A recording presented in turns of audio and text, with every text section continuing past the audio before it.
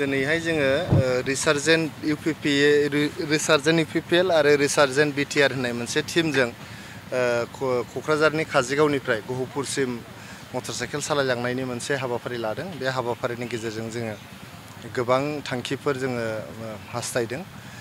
बे थांखिफोरानो जाबाय गिबियाव जोङो इउपिपिएल हान्जाखौ ग्रासरुटनिफ्राय गोजौसिम बोरै गोख्रों खालामनो बे गिबि थांखि जोंनि। नैथियावहाय जे आसामजों लोगोसे सारा मुलुगावनो जास्टिस फर जुबिन दिनै मुभमेन्ट सोलिगासिनो दं, बेखौ जोङो हेफाजाब होनो सानदों। थामथियावहाय जोंहा आर्टिकोल 280 नि 125 एमेन्डमेन्ट जे जानांगौ दङ, बे 125 एमेन्डमेन्टआ दाबो पार्लियामेन्टआव पेन्डिं जानानै दङ। बेखौ जाहाथे थाबैनो पार्लियामेन्टआ एप्रुभ खालामनानै होयो, पास खालामनानै होयो, बेनि थाखाय जोङो बे मटरसाइकेल टुरखौ लादों।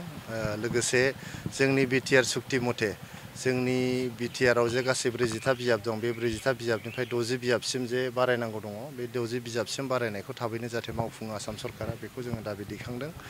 ब्रैथियाव जाहैबाय जोंनि इउपिपिएल सरकार थांखांग्रोमोना जेरैबायदि इलिगेल जुवानि दिनै कालचार स्टार्ट जाफिनदों, फुजानि नामाव मेलानि नामाव लामा लामा जेरावबो थाना मोखां मानि जे अपेन जुवा गेलेनायनि जे हारिमु दिनै जागायफिनदों। जों गिखांनाय मोनदों जे हारिमुखौ जों 2020 मायथाइयाव इउपिपिएल सरकार फैग्रोमोना बन्द' खालामथारदोंमोन। बहाबा खना खनला जुवा जादोंबो जोङो पुलिस थिनहरनानै बा जोंनि सेंग्राफोरखौ थिनहरनानै बन्द' खालामहोदोंमोन, जाहाथे जोंनि लाइमोन जे दङ, जोंनि इयुन जे दङ, जे लाइमोन गोहो, बिसोर जाहाथे गाज्रि लामाथिं थाङा, खोमसिनि लामाथिं जाहाथे थाङा, बिनि थाखायनो बे जुवा आरो जौ आरो ड्राग्सनि कालचारखौ जों बन्द' खालामथारदोंमोन। दा बे जे जागायफिननो हमदों, बेयो जोबोद मोनसे गिख्रंथाव मोनसे हारिमु, बेखौ थाबैनो बन्द' खालामनांगौ होननानै जों दाबि दैखांदों।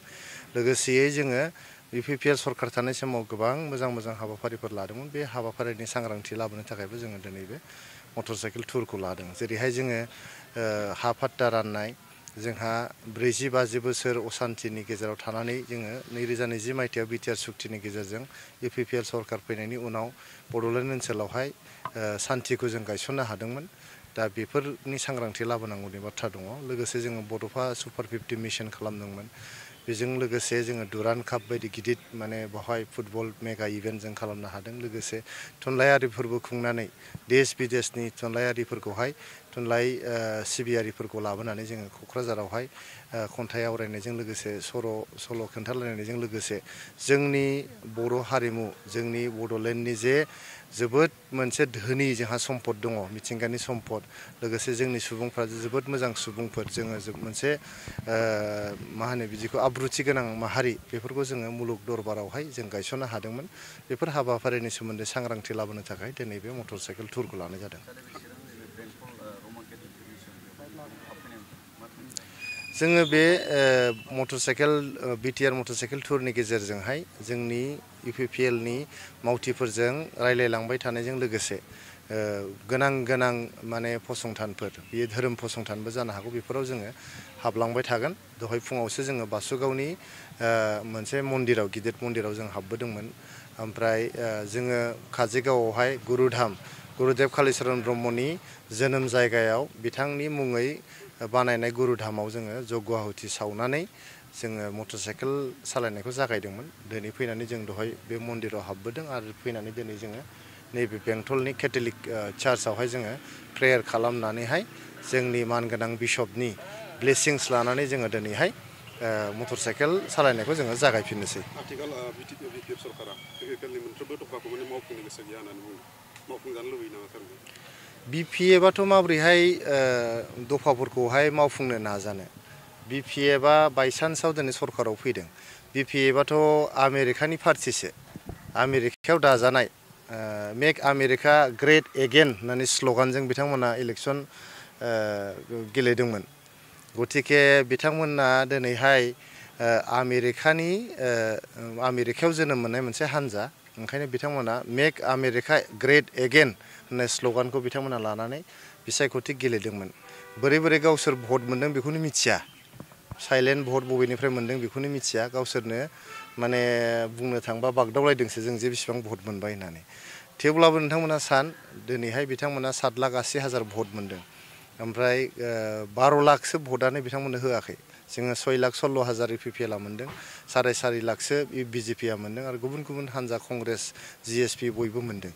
गतिके 12 लाखसो भटआनो बिपिएफआव थाङाखै गतिके 7 लाख भट मोननानै बिथांमोना सरकार दादों आरो जोङो बिथांमोननि हेंथायै दिनै 12 लाख भट दङ गतिके बिथांमोना खामानिखौ मावथों नै बोसोरसे थांनोसैयानो 2025 मायथाइया थांनोसै मास मोननैल'सै 2026 फैगासिनो दं खामानिफोरखौ मावाब्ला दिनैहाय हा फाथा होनो होनदों हा फाथाखौ मानो होदिया माबा मण्डल रिटायार जानाय खानांगु रिटायार जानायसो नागिरगासिनो दंनो होमबा जा सिटिं मण्डलफ्रा जेबो खामानि गैला नामा माने रिटायार जानायखौसो नांगौ जाखो बिथांमोननोलाय दानि हानि अफिसफ्राव सार्कोल अफिसफ्राव मानसिफोर गैला नामा मानो रिटायार्ड मानसि नागिरलाबाय थादों बेथ' थगायनाय नङा होमबा जोंनि लाइमोनफोरनो 100 कोटी होनो नागिरदोंमोन 100 कोटी होनो नागिरनाया दा थगायबाय खननै एग्जिकिउटिभ काउन्सिल जिरायखांबाय होआखै आइजोफोरनो 40 कोटी होनो नागिरदोंमोन इक'नमिकेलि वेकार सेक्सननो 50 कोटी होनो नागिरदोंमोन बेंगुराफोरनो 10 कोटी होनो नागिरदोंमोन बोसोरसेयावहाय होदो दा थाबैनो होदो जोंथ' होनायखौनो लुबैदों नोंथांमोना जे गेरेन्टिफोरखौ होदों मोनबा गेरेन्टिफोर बे मोनबा गेरेन्टिखौ नोंथांमोना थाबैनो सुफुंनांगौ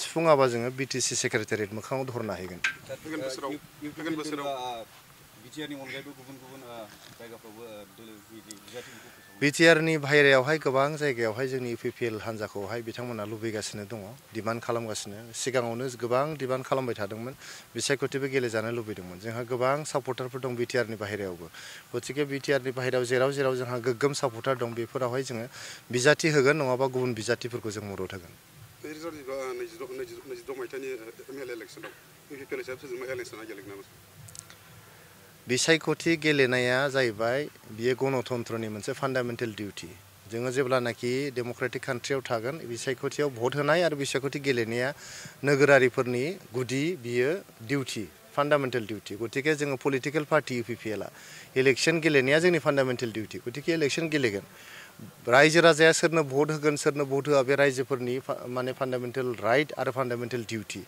गतिके सोरबाया दुगा जायोबा आं इलेक्सन गेलेबानो रायजोनि भट मोनगोन बा देरहागोन बा देरहाया सोरबाया देरहानाय नङा होननानै बुंनाया बियो रायजो राजाफोरनि जे गियान रायजो राजाफोरनि जे रोंगौथि बे जिनिसखौहाय रेजेक्ट खालामनाय बायदि जायो बेखौ माने इगनर खालामनाय बायदि जायो गतिके जोङो बिसायख'थिखौ गोग्गोम भाबै गेलेगोन आरो जोङो रायजो राजानि गोसोखौ जय खालामनो सेस्था खालामगोन नोंथांमोना मिथिगौ 2020 मायथाइनिफ्राय मोनफ्रोमबो बिसायख'थिखौ जों देरहाबोदों दासो खनसे बिपिएफआ देरहादों बेखौ लानानै जोंहा जेबो गोसो बायनाय जोंहा गैया गतिके 2022 मायथाइयाव जों गोग्गोमै जोङो गेलेगोन आरो रायजो राजानि अनसायनाय रायजो राजानि गोसोखौ जों जय खालामनो हागोन होननानै आंहा जोबोद फोथायनाय दं बबेबा दोलोजों एलायन्स जागोन नामा सार बेफोरखौ सावरायबाय थादों जोङो सावरायबाय थादों एलायन्सनि मेटारखौहाय बेबायदि खौरां बिजोंनि गेजेरजों फोसावनायनि बाथ्रा दानो सम फैथ'वाखै जेब्लानो बेफोर एलायन्सफ्रा माने फार्म आप जागोन फाइनालाइज जागोन वी विल लेट इउ नो